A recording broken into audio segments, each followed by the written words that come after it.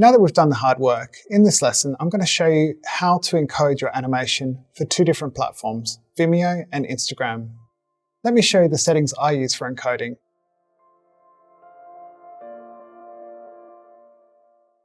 So I'm going to bring the animations in just from my desktop, drag and drop them into the panel up here.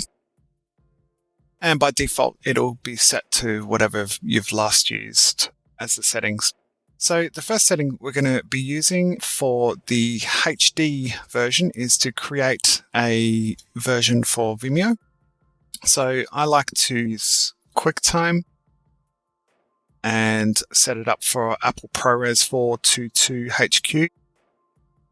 Depending on your computer, you might actually have to install ProRes presets.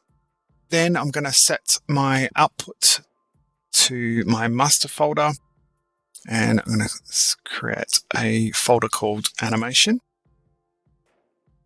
And I'll save this as HD Vimeo.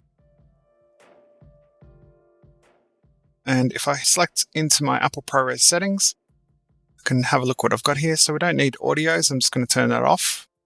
And let's head into our video. So we've got ProRes 422 HQ. And, you can use ProRes or other settings, but quality, I like to keep things as high as possible. Also, depending on your allowance of how big the files are or how many files you can publish per month, take that into account. But I generally use ProRes 422 HQ for Vimeo. And I pretty much just keep everything else at a default.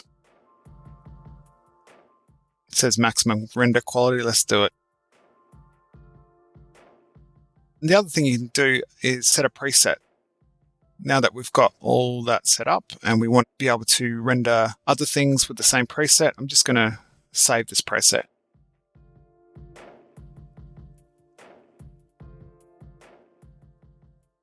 So that's the first one set up for Vimeo.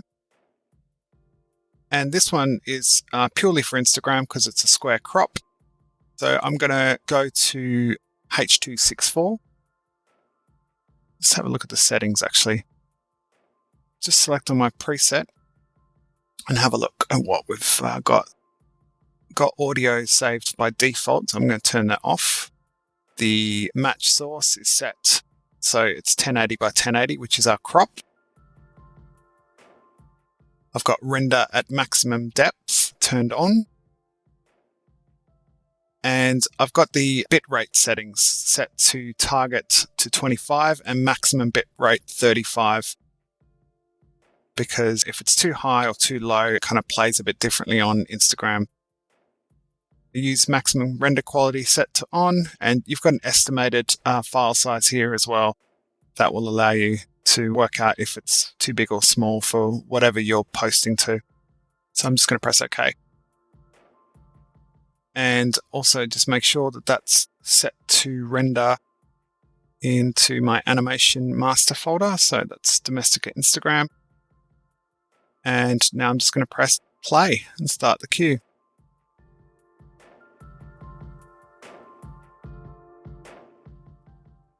And now it's pretty much just a matter of navigating to your Instagram or Vimeo account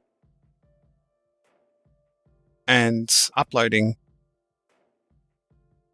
Might just keep this private for now. Only I can see this video. Choose the file and select ProRes. I can rename that.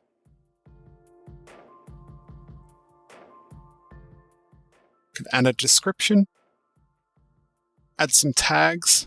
So basically, whenever people search for things on Vimeo, these particular tags will show up. Select all audiences. There's no language. All the other settings are fine. Now the upload's complete. I'm just going to go to my video. And we can see that the default image it's used is like just one of the random frames from the video. I'm just going to quickly play that just to see how that plays back. Looks good.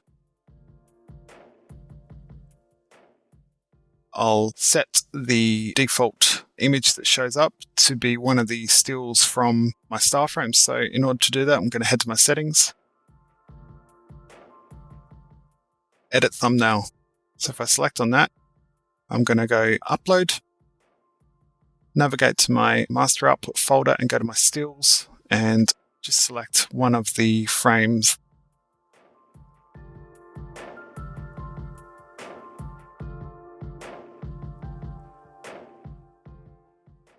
So now if I navigate back to my videos, you can see that it's in there. So the first frame comes up is the style frame. And then we play the video and it's playing our ProRes 422HQ video file. And now I can basically embed that into things like I use Behance. I head to Behance and head to my profile. You can see that I actually just embed the video into Vimeo. And then some of the stills I just upload onto the site as well.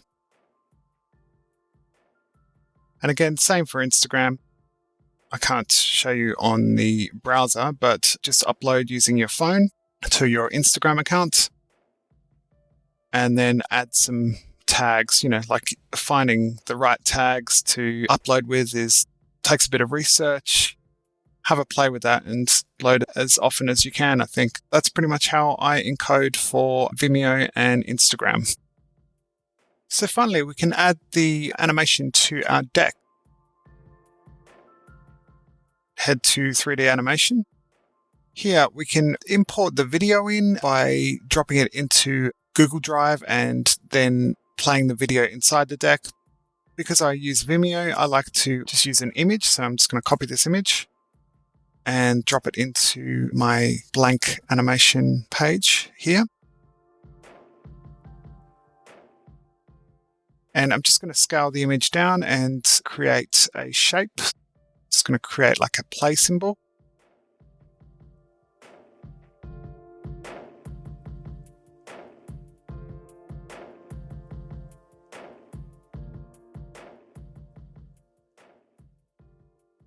So just so it looks like a play image, I'm just going to select all and I'm going to group it. And then I'm going to add some text. So if I come to my video, I'm just going to copy the URL from the video and create a text box and just drop the text underneath.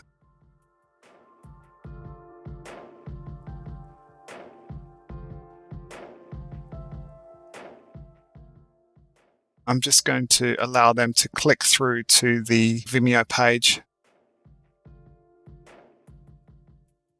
And then if I right click, I can select link, turn that into a link which I can click through. Then I'll just change the color.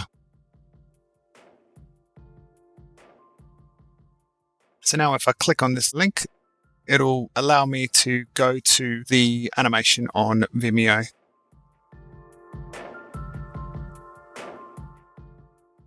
Now you know how to share your work on Vimeo and Instagram. Let's take all the skills that you've learned from all of the lessons to create your final project. I'm really excited to see what you guys come up with. See you there.